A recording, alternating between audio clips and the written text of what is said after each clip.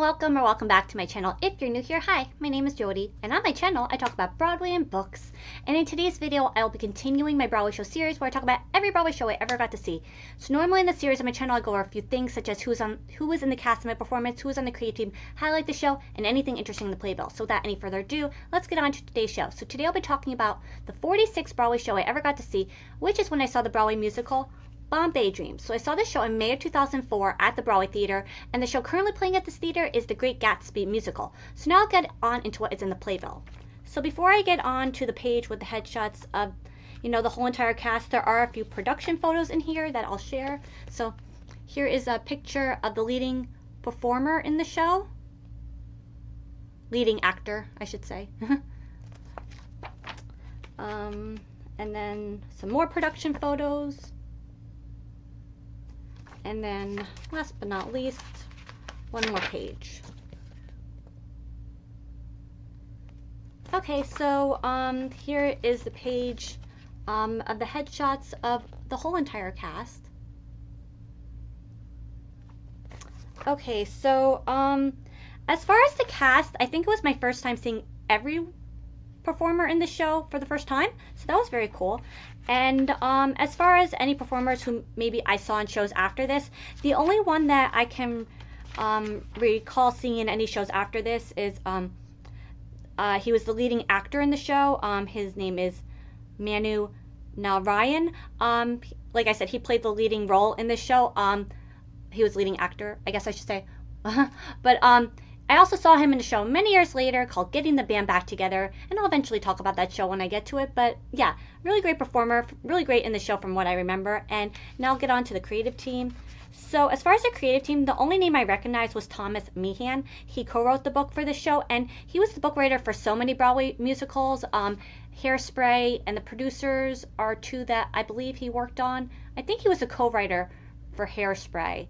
But for the book. But yeah, worked on so many Broadway shows. I can't remember all of them off the top of my head, but that's a Broadway fun fact for you. So now for how I like the show. I remember I really liked the show. So I only saw the show once, and I wouldn't call it a favorite, and so much time has gone by that, my memory faded on the show, if you will. But from what I remember, I really like the show. I have fantastic time at it, and sometimes that has to be enough, when so much time has gone by and you've seen quite a few Broadway shows, you forget about what some are about. That just happens. But, I remember I really liked the show, and that's enough for me.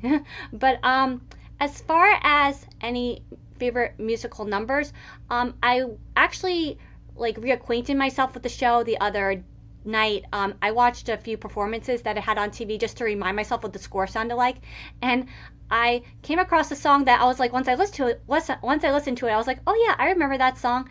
They performed it on Good Morning America, and they also performed it on the Macy's Thanksgiving Day Parade, and that was a song called, I believe, let me just get the title of it, Shakalaka Baby. It's a really great song. It gets very much stuck in your head, but once I listened to it, I remembered this number in the show. It was a really big showstopper number. There was like rain falling down from the stage, and it was a really big dance number, and it was just a really great number from what I remember. And then when I saw it on TV again, I was like, oh, very cool to relearn some of the stuff from some of the shows, over the years if you forget.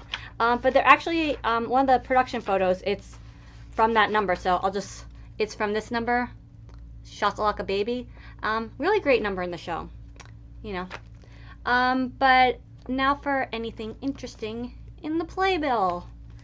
So, like I said, I saw the show in May 2004, listed in the playbill.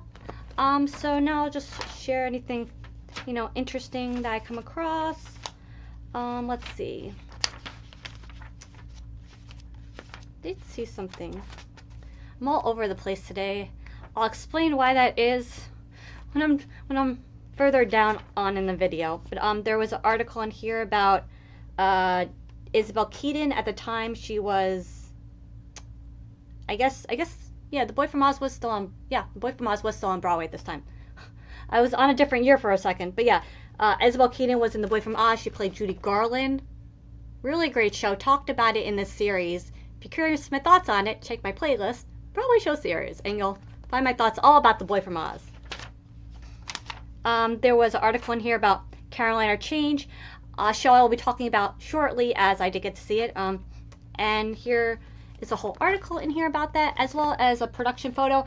And actually, this is Tanya Pinkins. She was the lead role in that production of Carolina Change. But Chandra Wilson, that's Chandra Wilson from Grey's Anatomy. She was also in the show before she did Grey's Anatomy, so very cool. And then here's a advertisement for the Stepford Wives, which I actually did see in the movie theaters when it was in the movie theaters at the time. So, memory lane. And then there was a show called Jumpers. It was Tom Stopper show. That was on Broadway. I remember I wanted to see it. I believe it played it was average. It was at the Brooke Atkinson Theater, which is now I believe called the Lena Horne Theater. But it was at that theater, and I remember I wanted to see it. I knew nothing what it's about, but I don't know. It seemed interesting. So there's a article in here about that show. Despite me wanting to see every show, I have not, in fact, seen every show, and that is one of the shows I missed out on. But you know what? You can't see them all. Although I did try.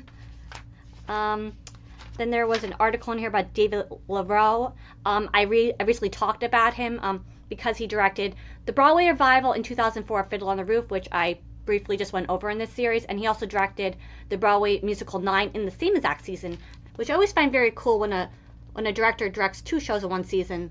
And I'll be talking about that soon enough because I talked about Wicked. And I'm going to be talking about the musical Assassins because I saw that soon. And Joe Mantello directed 2 shows in that season as well. So very cool. Very, very cool. Let's see. And then there was an advertisement in here for the Tony Awards. Hugh Jackman was hosting it. It was the same year that he was in The Boy from Oz. I specifically remember this Tony Awards all these years later just because he hosted it, and his show was nominated, and he was nominated. And I remember specifically that he did a number from The Boy from Oz, and he brought Sarah Jessica Parker up on stage. And it's just like one of those moments from the Tony Awards I have never forgotten. Have I watched this year's Tony Awards? You know, I've seen moments here and there. I have not watched the whole thing yet.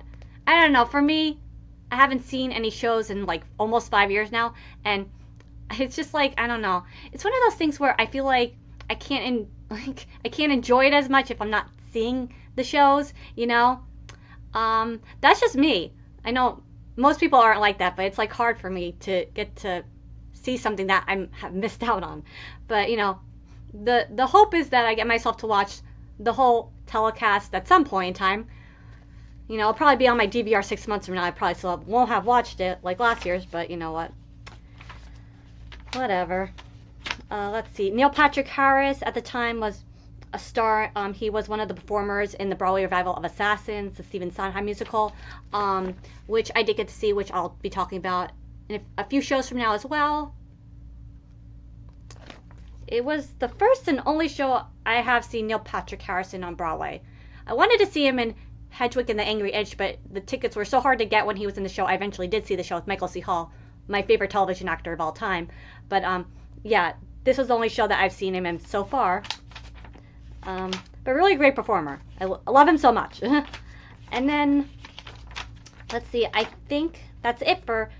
I talked a lot more about the playbill than I normally do, but there was a lot of fun stuff in here today.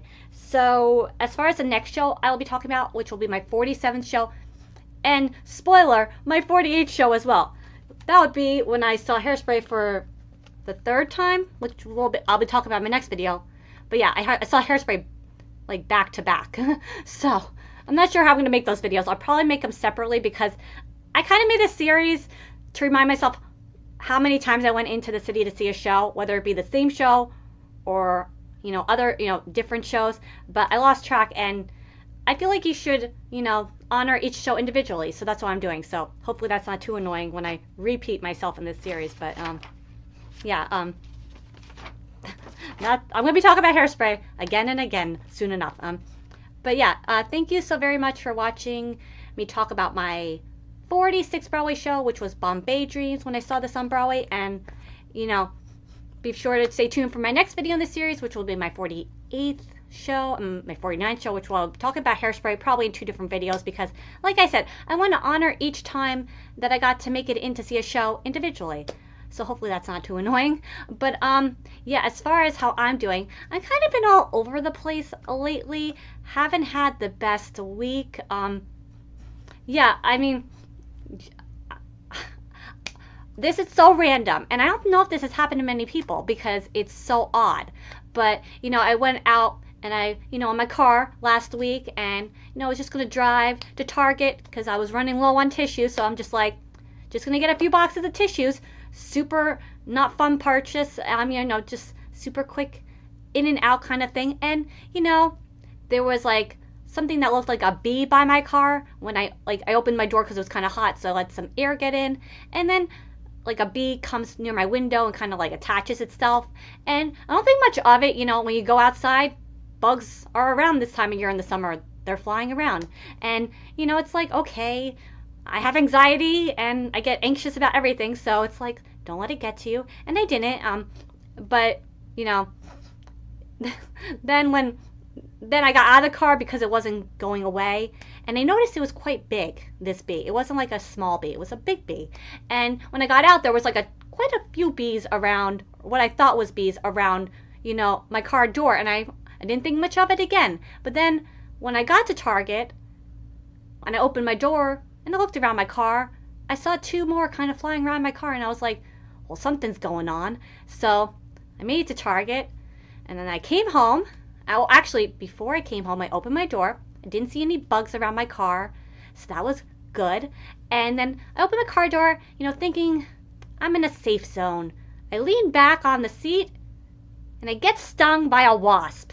Those weren't bees. Those were wasps. And I was like, I had like a bit of anxiety attack, driving home from my non-fun purchase of just a few boxes of tissues, and, made it home, and,